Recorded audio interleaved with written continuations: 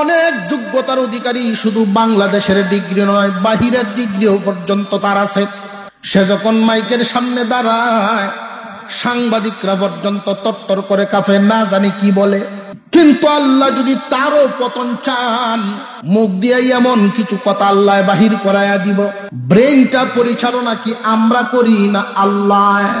মানুষ রে, মহান মাওলায়ে কারীম যদি একটু ডিল করে দেন, তাহলে ফরনের লুঙ্গি মাথাত বানবো। জোরে কোন আল্লাহ পাক রব্বুল আলামিন যদি কারোর পতন চান, ক্ষমতায় তারে ফিরাইতে পারবে না, দক্ষতা যোগ্যতায় তারে ফিরাইতে পারবে না। এই জন্য অহংকার মুক্ত জীবন চাই।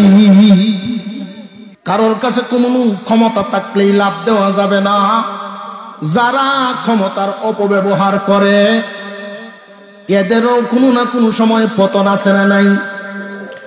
বহুত জ্ঞানী গুণীরা দেখা গেছে, যাদের দাপটে মানুষ চলতে পারে না, সমাজে যাদের কথাবার্তার স্পিরিট এত বেশি, যিনি 10 মিনিট বক্তব্য দিলে হাজার হাজার মানুষ তার বক্ত হয়ে যায়, 10 মিনিটে মাঠ গরম করে ফেলতে পারে, এমন বক্তাও আছে না নাই? বক্তা শুধু আলেম ওলামা নয়, আমরা চেয়ারম্যান সাহেব যে আছেন, এই নেতৃত্বের লাইনেও কিন্তু বক্তা আছে। সাংঘাতিক জ্ঞান রাখেন। বিমানের মধ্যে 2 জন থেকে 4 জন 6 জন পর্যন্ত পাইলট থাকে। কারণ বিমান চালানোর সময়ও পাইলট দুনিয়ার থেকে বিদায় হইতে পারেনি না, পারে না। নাজরাইল যে যত, আপনার কথায় বুঝো সন্দেহ আছে, ওই সময় যদি পাইলটের ইন্তেকাল হয়, বাকি যাত্রীগুলোর অবস্থা কি হবে? এই জন্য একজনের উপরে ভরসা করে না। কিন্তু সুলাইমান আলাইহিস সালামকে আল্লাহ পাক যেই প্লেন দান করেছিলেন, তেল পেট্রোলের প্রয়োজন হতো না, কোনো ইঞ্জিন মেশিনের প্রয়োজন নাই, পাইলটের প্রয়োজন নাই। আল্লাহ পাক রব্বুল আলামিন এমন একটা তখতে সুলাইমানি দান করেছিলেন। সুলাইমান আলাইহিস সালাম ওনার মন্ত্রী পরিষদ নিয়ে, ওনার প্রয়োজন সামগ্রী নিয়ে সফর করার উদ্দেশ্যে যখন ওই প্লেনে চড়ে উনি বাতাসকে হুকুম দিতেন, এতটা স্পিডে এই বিমানটা অতিক্রম করতে চলতো। সকাল বেলায় 1 মাসের পথ, বিকাল বেলায় আরো 1 মাসের পথ অতিক্রম করতেন। তাম দুনিয়ার চক্কর দিয়া যেখানে ইচ্ছা সেইখানে উনি নামাইতে পারতেন। উপযুক্ত কোনো এয়ারপোর্টের প্রয়োজন হতো না। মাঠে যদি ইচ্ছা করতেন মাঠেই নামায় দিতে পারতেন, বাজারে যদি ইচ্ছা করতেন বাজারের পাশেই নামায় দিতে পারতেন। উপযুক্ত কোনো এয়ারপোর্টের প্রয়োজন হতো না। আল্লাহর দেওয়া কুদরতি প্লেন। আল্লাহ পাক রব্বুল আলামিন এই পৃথিবীর জমিনে আমাদেরকে বানাইছেন আল্লাহর ইবাদতের জন্য, আর নবীগণকে পাঠাইছেন সেই ইবাদতের পদ্ধতি শিক্ষা দেওয়ার জন্য। নবীগণকে দিয়া শুধু মসজিদের ভিতরের ডিউটি শিখান নাই, সমাজে কিভাবে জীবন যাপন করতে হবে এগুলোও শিখাইছে। নবীগণকে দিয়ে আল্লাহ তাআলা বিবাহ শাদী করাবেন নাই। নবীগণের জন্য বিয়ে শাদী ছিল না ছিল না? নবীগণের সংসার ছিল না ছিল না? ব্যবসা বাণিজ্য ছিল না ছিল না? সামাজিকতা ছিল না ছিল না? সব কিছু ছিল। আল্লাহ পাক আমাদেরকে বানাইছেন আল্লাহর গোলামির জন্য, আর নবীগণকে পাঠাইছেন সেই গোলামি করার পদ্ধতি শিখায় দেওয়ার জন্য। এই দুনিয়ার জমিনে দেখবেন এক একজনের শান, এক একজনের মান এক এক রকম হয়। সমস্ত নবীগণ আল্লাহর পক্ষ থেকে নির্বাচিত, আল্লাহর পক্ষ থেকে নির্বাচিত। অসংখ্য অগণিত পয়গম্বর দুনিয়াতে এসেছেন মানুষকে হেদায়েত দেওয়ার জন্য। তো সমস্ত নবীগণের নাম কোরআন হাদিসে উল্লেখ নেই। কোরআনুল কারীমের ভিতরে হাতে গোনা কয়েকজন পয়গম্বরের নাম উল্লেখ পাওয়া যায়। এর মধ্যে একজন ছিলেন হযরত সুলাইমান আলাইহিস সালাম। উনি একদিকে পয়গম্বর ছিলেন, আরেক দিকে উনি তামাম দুনিয়ার রাজত্বও করেছেন। আল্লাহ পাক উনাকে একভাবে পয়গম্বরি দিয়েছেন, আর একভাবে তামাম দুনিয়ার বাদশাহীও দিয়েছেন। এই পৃথিবীর জমিনে মোট 4 জন মানুষ বাদশাহী করেছেন, সারা দুনিয়ার বাদশাহী। এই 4 জনের মধ্যে 2 জন ছিল কাফের, 2 জন ছিলেন মুসলমান। দুইজন ছিল বেঈমান, দুইজন ছিলেন ঈমানওয়ালা। ঈমানওয়ালা দুইজনের একজন ছিলেন যুলকারনাইন, আর একজন ছিলেন আল্লাহর পয়গম্বর সুলাইমান আলাইহিস সালাম। সুলাইমান আলাইহিস সালামকে আল্লাহ পাক যেইভাবে নবুয়তি দিয়েছেন সেইভাবে বাদশাহীও দিয়েছেন। তবে সুলাইমান আলাইহিস সালামের বাদশাহীর যেই পরিধিটা, এটা আল্লাহ তাআলা একসাথে দেন নাই, ধীরে ধীরে ধীরে ধীরে ওনার বাদশাহীর পরিধি শুধু বাড়তেছিল, এরিয়া বাড়তেছিল। প্রথমে ওনার ছিল 10টা দেশ, এরপরে 15টা, তারপরে 20টা, তারপরে 40টা, এইভাবে বাড়তে বাড়তে এক সময় তাম দুনিয়ার রাজত্ব করেছেন। সুলাইমান আলাইহিস সালাম প্রথমেই তাম দুনিয়ার রাজত্ব পাইছেন না আস্তে আস্তে? আস্তে আস্তে পাইছেন।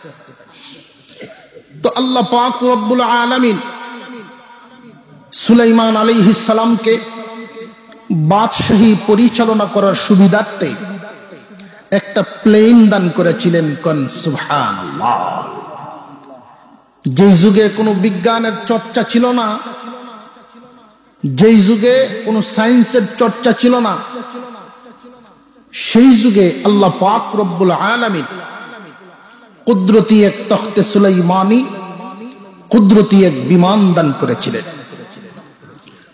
বর্তমান দুনিয়ার আবিষ্কৃত বিমান আর আল্লাহ পাক রব্বুল আলামিনের দেওয়া সেই বিমান, দুইটার মধ্যে অনেক তফাৎ রহিয়াছে। আপনারা কি আমার কথা বুঝতেছেন? এই দুনিয়ার জমিনের বিমানগুলো যারা আবিষ্কার করেন, এই বিমানটা উড়ানোর জন্য অবশ্যই উপযুক্ত একটা এয়ারপোর্টের প্রয়োজন হয়।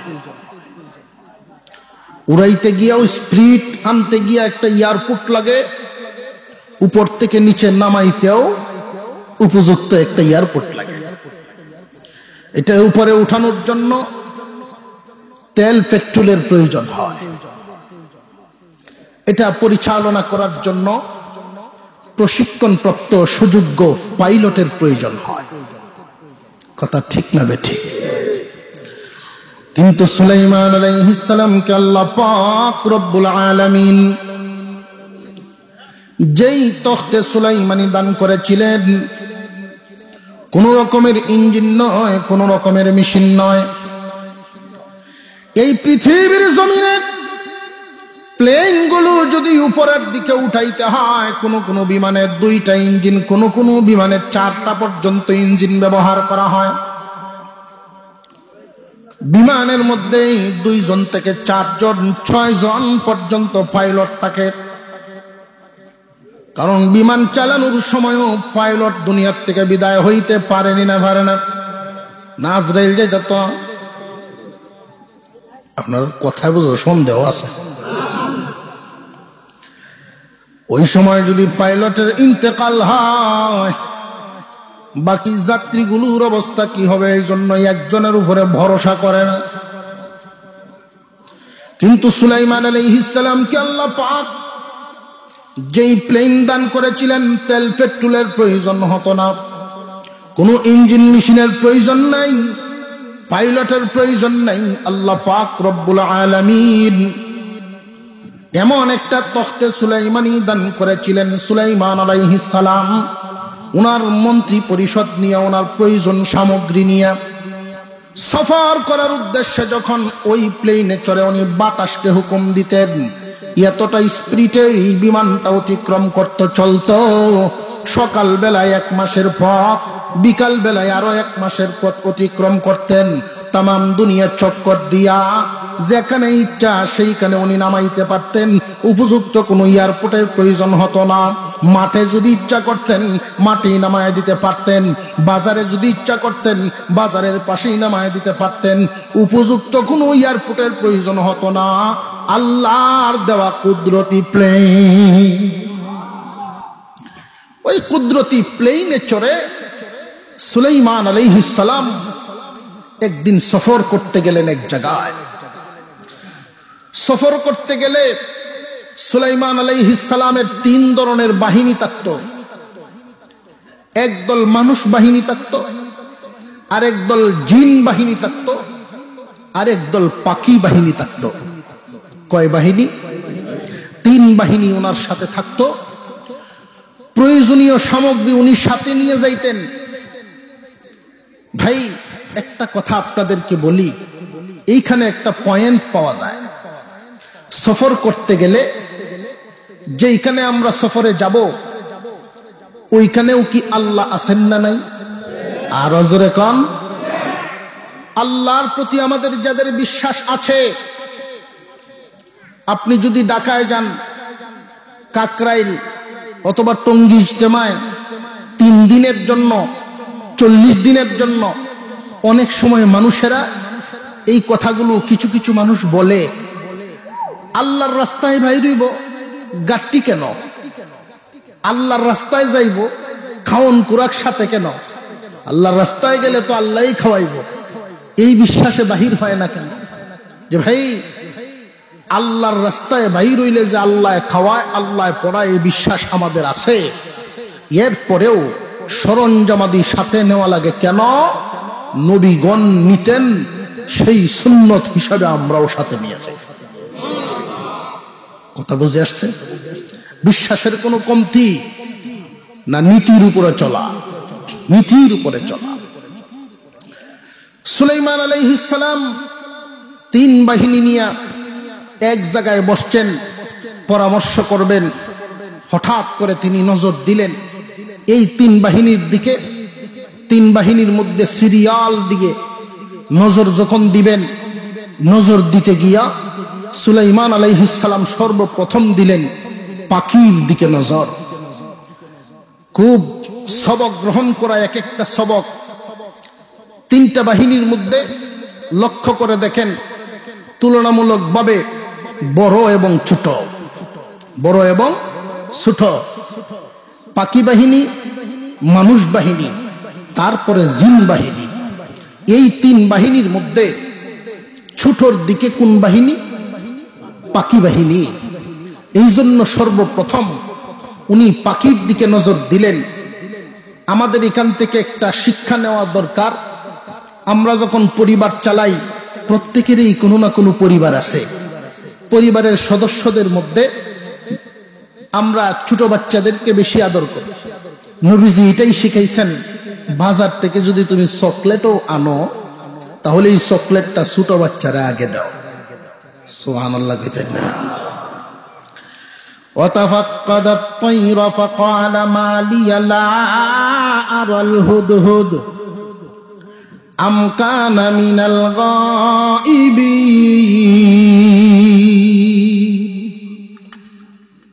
সুলাইমান আলাইহিস সালাম পাখি কুলের দিকে তাকিয়ে বললেন, হুদহুদকে দেখছি না, আমার কি হয়ে গেল? আমার কি হয়েছে? আমি হুদহুদকে কেন দেখছি না? এই আয়াতে আমাদের কিছু আলোচনা আছে। আপনারা যদি আমার সাথে একটু হা না জবাব দেন, কারণ ওয়াজ মাত্র শুরু, তাহলে আমার বলতে একটু সুবিধা হইব। বুঝতেছেন কিনা আমি বুঝতা। সুলাইমান আলাইহিস সালাম পাখিকুলের দিকে তাকায়া হুদহুদকে খুঁজলেন। হুদহুদের জন্য এত মায়া, এত দয়া, কারণটা কি? কি প্রয়োজন ছিল? এবং এই হুদহুদকে কেন খুঁজতেছিলেন? মুফাসসিরিনে কেরাম বলেন, এই হুদহুদ পাখিটা আল্লাহর দেওয়া একটা বিশেষ গুণে গুণান্বিত ছিল, বিশেষ ক্ষমতায় ক্ষমতাবান ছিল। সুলাইমান আলাইহিস সালাম কোন সফরে গেলে, মরু প্রান্তরে যখন বসতেন, পানির প্রয়োজন হতো, এই হুদহুদ পাখিটাকেই সর্বপ্রথম পানির তালাশ আনার জন্য বলতেন, পানির খোঁজখবর নেওয়ার জন্য বলতেন। আল্লাহ পাক এই হুদহুদ পাখির চোখের মধ্যে এমন এক ক্ষমতা দান করেছেন, হুদহুদ পাখিটা উড়াল দিয়ে এসে সুলাইমান আলাইহিস সালামের কাছে রিপোর্ট পেশ করত। ও আল্লাহর নবী, ওইদিকে যদি আপনি মাটি খনন করান, 100 ফুট নিচে গেলে স্বচ্ছ পানি পাওয়া যাবে। ওইদিকে যদি পানি খনন করান, মাটি খনন করাইলে 200 ফুট নিচে পানি পাওয়া যাবে, কোন দিকে কত ফিট নিচে পানি পাওয়া যাবে ওই খবরটা হুদহুদ পাখিটায় উড়াল দিয়ে এসে চক্কর দিয়া সুলাইমান নবীর কাছে বলে দিতে পারতেন। তার চোখে কি পরিমাণ পাওয়ার, কি পরিমাণ ক্ষমতা আল্লাহ পাক দান করেছিল। তবে আফসোসের একটা ব্যাপার, আশ্চর্যের একটা ব্যাপার কি, এই হুদহুদ পাখিটাও কিন্তু মাঝে মাঝে শিকারীর জালে বন্দী হয়।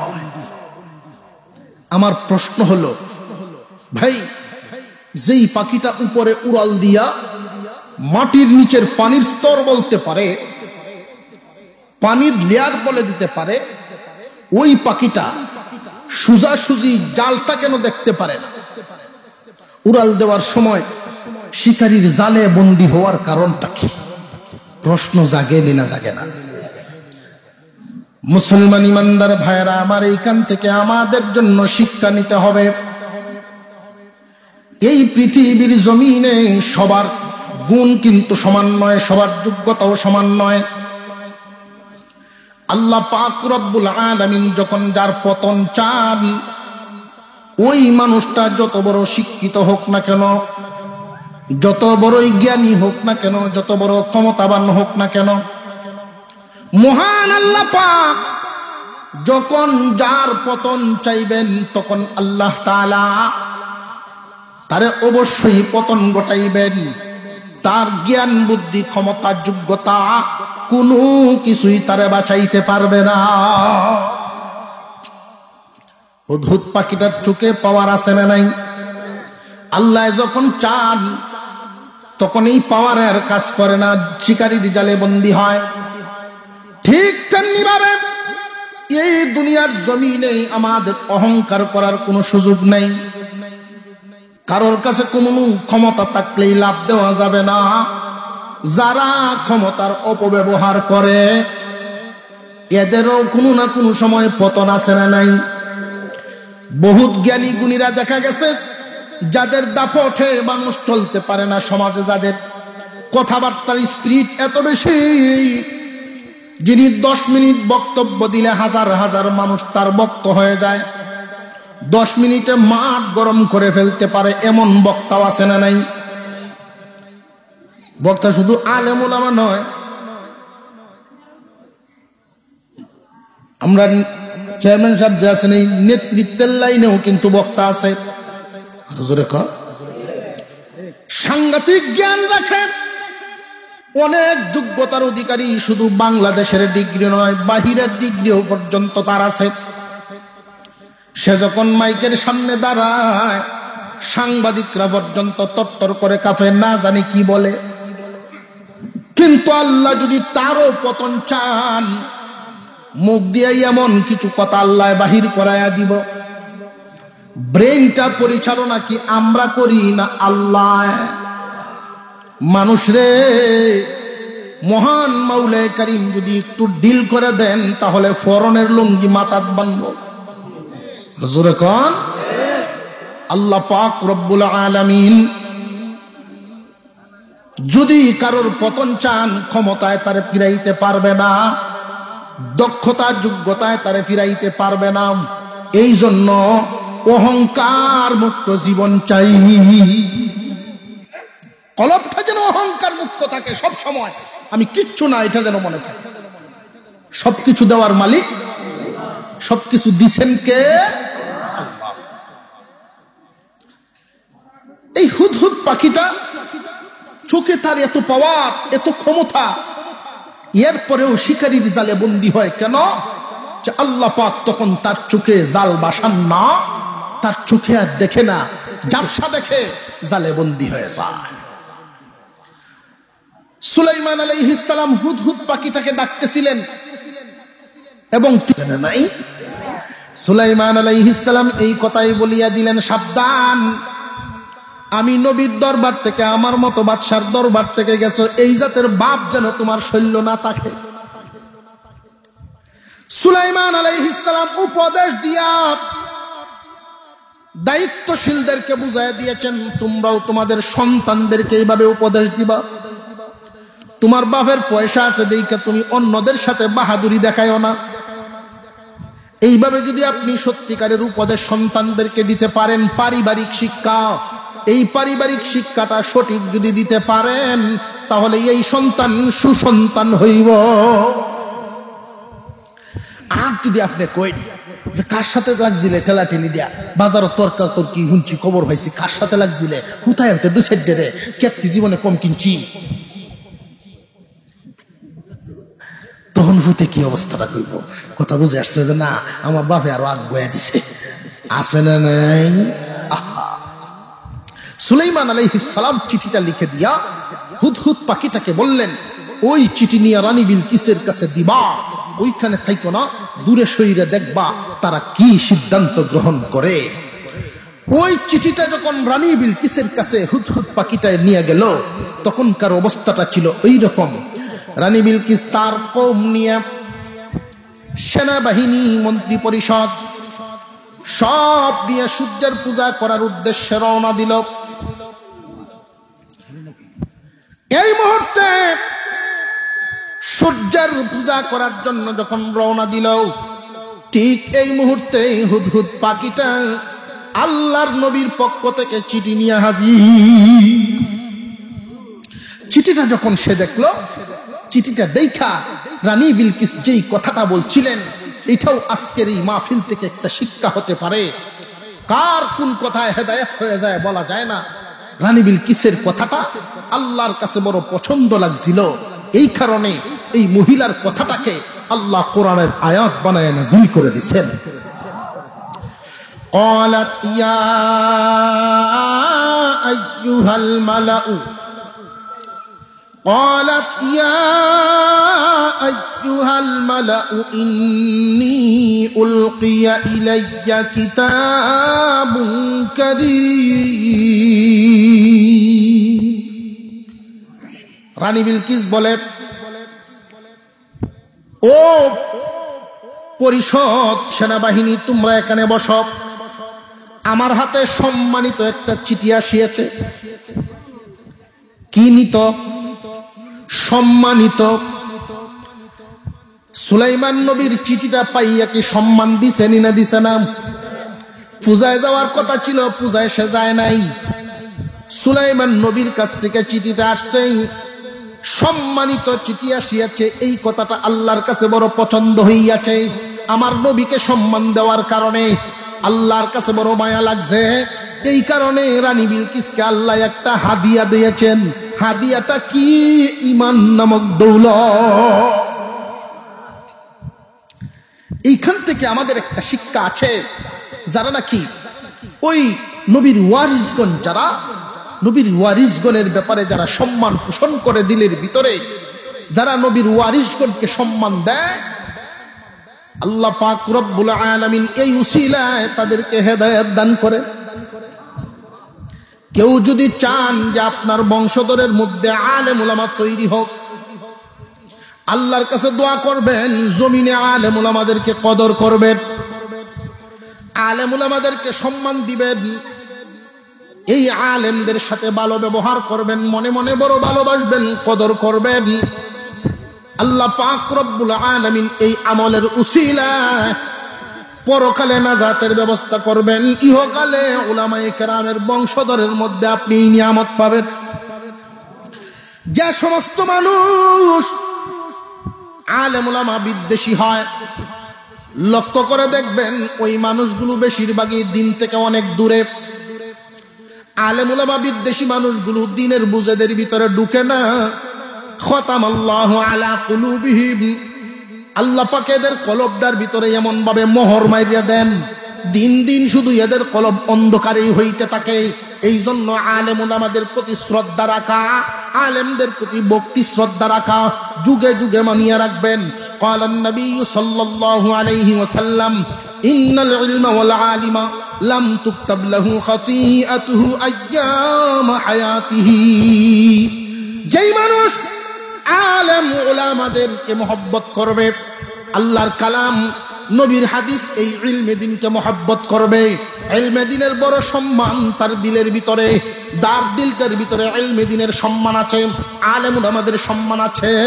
মহান আল্লাহ পাক রব্বুল আলামিন ফেরেশতাদেরকে জানায়া দিয়েছেন তার দিলের ভিতরে এমন একটা নিয়ামত রাখছে, এমন একটা গুণ তার দিলটার ভিতরে আছে, যেই গুণের খাতিরে আমি আল্লাহ তোমারে অর্ডার দিলাম তার আমল নামায় সগীরা গুনাহ লিখবা না।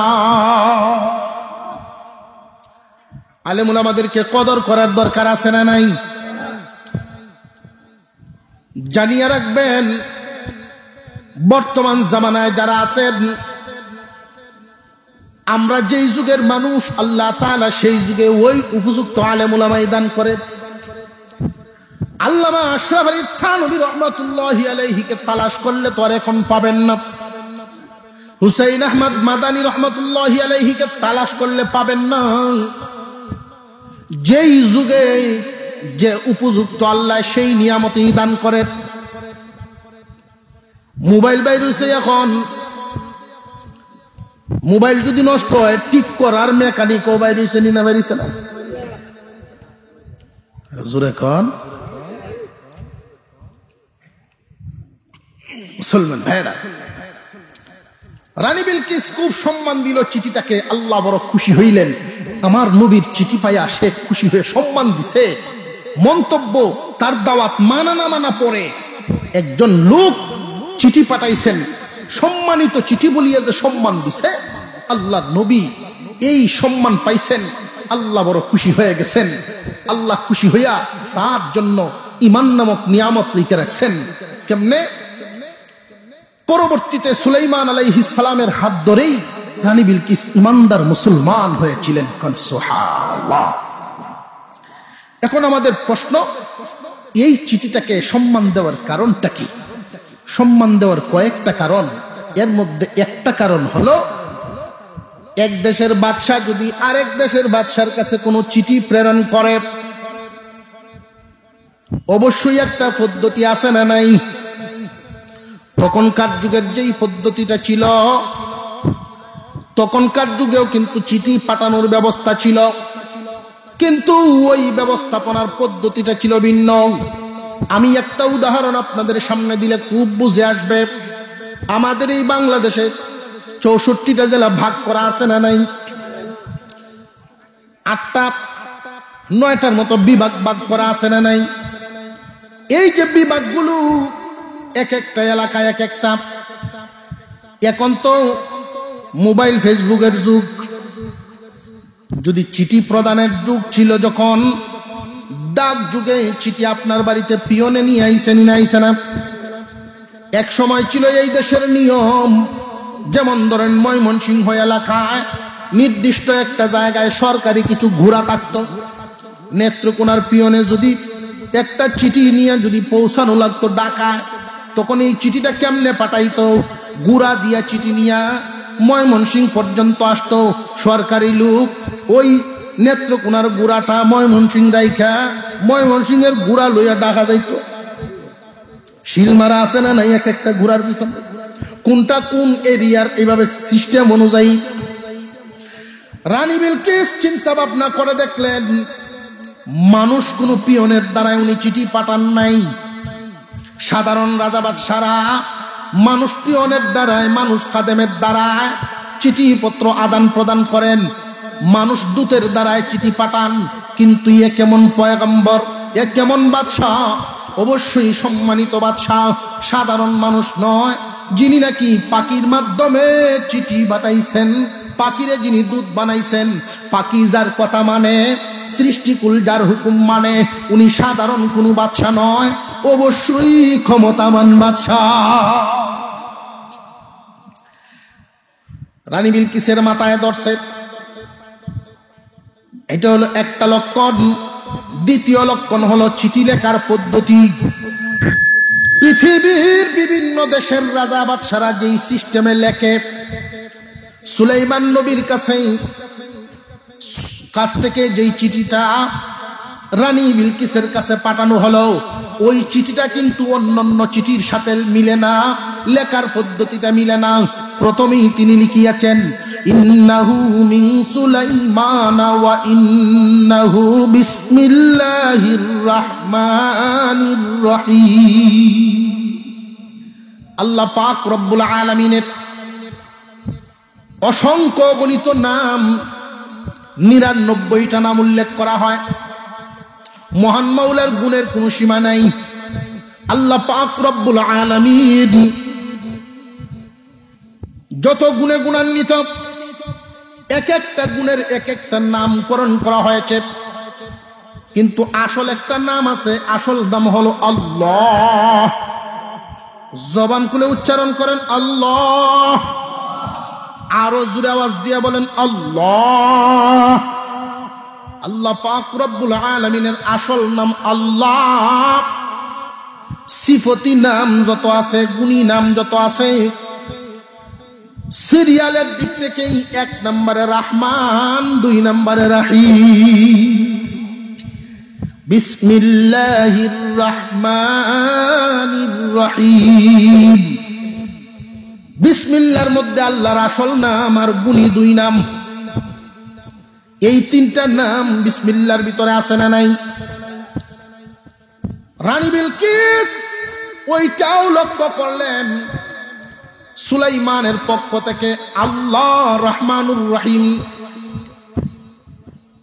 মহাদয়াময়, পরম করুণাময়, দয়াময় আল্লাহর নামে পাঠাইছে চিঠি। চিঠির ভিতরে বহুত কিছু লেখলেন, লেখা লাস্টে তিনি উল্লেখ করেছেন আল্লাহ তাআলু আলাইয়া ওয়াতুনি মুসলিমিন।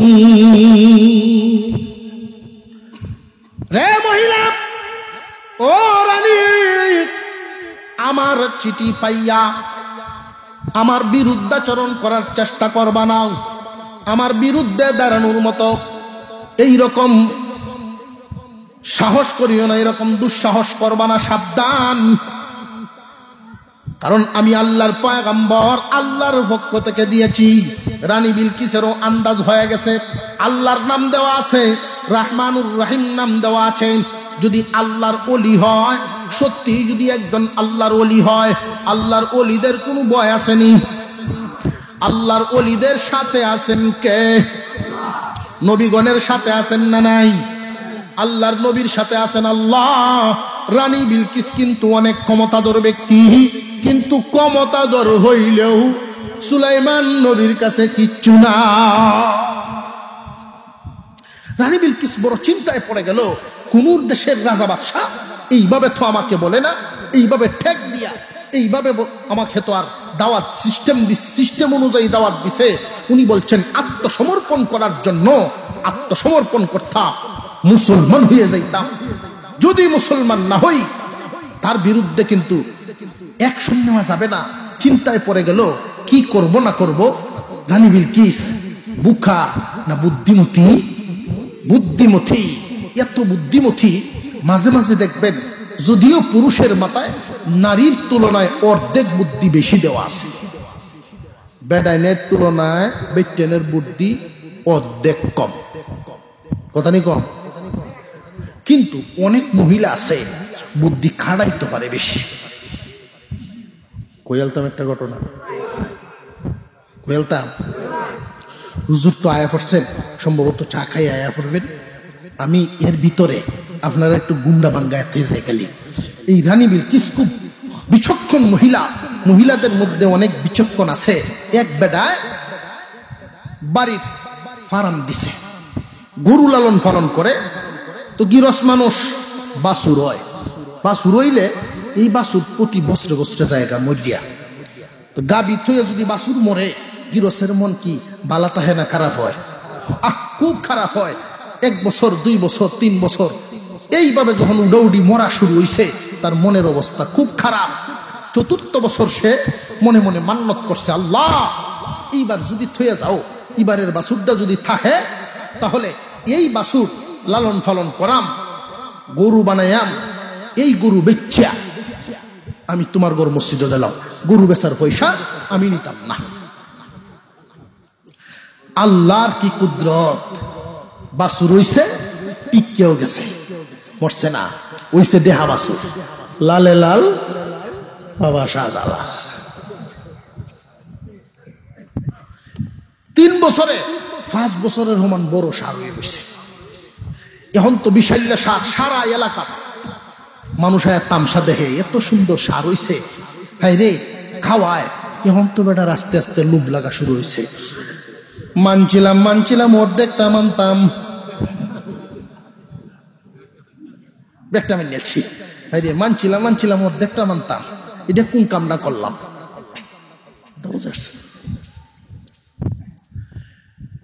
গরের বিবি সাহেব তার এই অবস্থাটা দেখতেছে, লক্ষ্য করতেছে, খালি জিম ধরে বইয়া তাহে, মন মরা হয়ে বইয়া তাহে। কি গো তোমার কি হয়েছে? আর কইও না, তোমারে তো এই পর্যন্ত কইলাম না, 3 বছর তো উড়াউড়ি মরলো, এবারের আমি মানছিলাম। এই যে 4th বছরের বাছরটা টিকলো, কিন্তু এমনি টিকছে না, মানার কারণে টিকছে। মানছি তো দেয়াম গরু বেসারটে হাল্লার করো, কিন্তু এখন যে এই যে মায়া লাগা শুরু হইলো, কি করতাম? আমি তো সব দামে নিয়েছিলাম, মনে তো চাইতাছে না। এসকেটটালায় যে সময় উঠে, এ সময় তো দুমদারাক্কা কইয়ালায়। হ্যাঁ, মসজিদের সামনে কালেকশন চলতেছে, হুজুরে যখন খুব বুঝাই কইছেন, কইলে হেন 1 লাখ দিছে, 1 লাখ টাকা লিখালায়া। এরপরে যখন সভাপতি সব উড়াইতো গেছে, হুজুর কিতা কইতাম, সেই দিনের মতো ওনার লাগতেছে না, সেই দিনের মতো মনটা লাগে না, এই জন্য দেয় না। বেড়া কইতেছে আমার মনে চাইতেছে না, সবটা দিতাম, কি করতাম? আচ্ছা যাও, এটা যদি হয়, মনে যদি তোমার নাই চায়, বুদ্ধি আমি বাইর করে দেব, সমস্যা নাই। তুই কিতা বুদ্ধি বাইর করে দিবে, কেলা জানে, আল্লাহ জানে রে। তবে বুদ্ধি জায়গাটা দিতারবো এই আন্তাজ তার আছে, কারণ কারে লয়ে গড় করে জানে। হ্যাঁ, গরু বেচার সময় হয়েছে, এখন বাজারে লয়ে যেত, বউ কইতেছে এক কাম করো, এই বাজারের ব্যাগটার ভিতরে একটা বিলাইয়ের বাচ্চা ধরে দিছি, এই বিলাইটার লয়ে যাও সাথে, গরুর সাথে বিলাইও বেচবা। ব্যাপারীরা যখন আইব, তুমি কইবা শুধু গরু বিহি হইতো না, নিলে তার সাথে দুস আছে। এই বিলাই আর গরু হইল দুস, নিলে 2 জনের নেওয়ার লাগবে। দাম নির্ধারণ করে দিছে, গরুর দাম 5,000, বিলাইয়ের দাম 45,000, 2টা মিলিয়া 50,000। গাবতলি তো বড় বড় টাক লইয়া বেড়া গাইছে গরু নেওয়ার লাগে। বাজার উস্কা গরু দেখে দাম জিগাইছে, দাম কত? 5,000।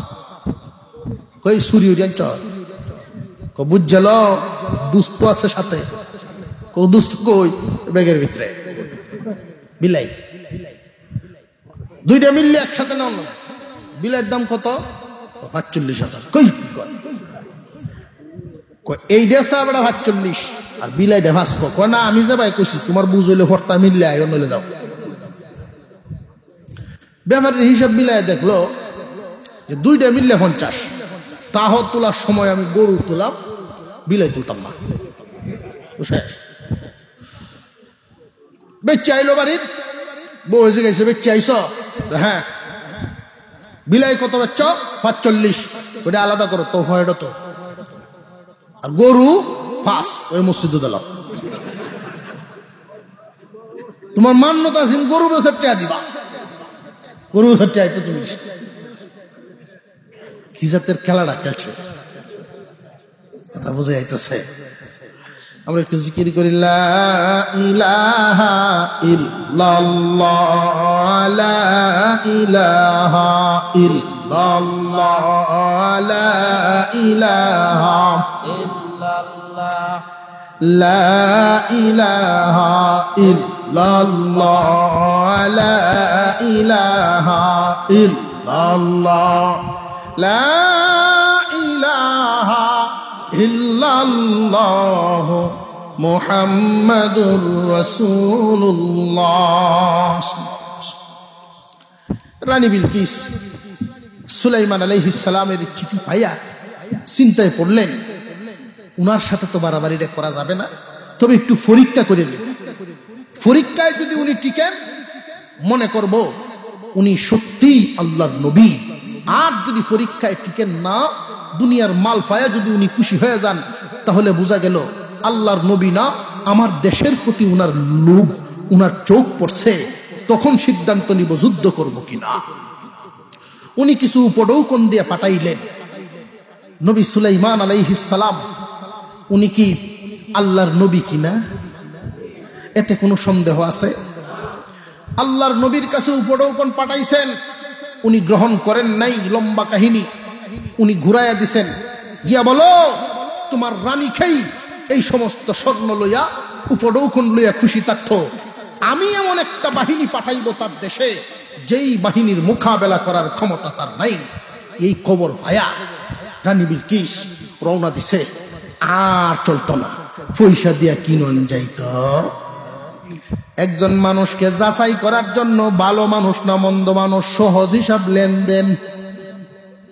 লেনদেন করলেই বুঝন যায় ভালো মানুষ না মন্দ মানুষ। কথা বুঝাইছে? হুজুরে আকরাম সাল্লাল্লাহু আলাইহি ওয়াসাল্লাম বলেছেন, কাউকে যদি ভালো সার্টিফিকেট দেওয়া লাগে 2টা গুণ লাগবে। দীর্ঘদিন চলার পথে দেখবা সে ভালো কিনা মন্দ। 2 নাম্বার, ওই মানুষটা কি লেনদেনে সঠিক কিনা।